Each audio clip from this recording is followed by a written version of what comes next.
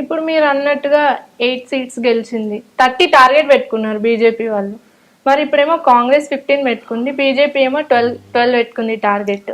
మరి ఈ టార్గెట్ అంటే ఓవర్ గా అనిపించట్లేదు. 30 పెట్టుకుంటేనే 8, ఇప్పుడు 12 గెలుస్తామని సవాల్ కాంగ్రెస్ విసురుతున్నారు. మాయ మాటలు చెప్పి గెలిచింది, అబద్ధపు హామీలు ఇచ్చి గెలిచింది.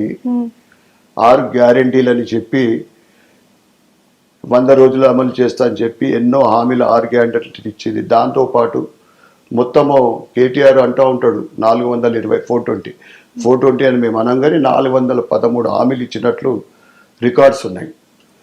దాంట్లో ఇప్పటివరకు అసలు ముఖ్యంగా ఏం చెప్పారంటే, మేము అధికారంలోకి రాగానే రైతులకు 2 లక్షల రుణమాఫీ చేస్తాం ఒకేసారి. ఆ తర్వాత వరికి 500 రూపాయలు సబ్సిడీ ఇస్తాం.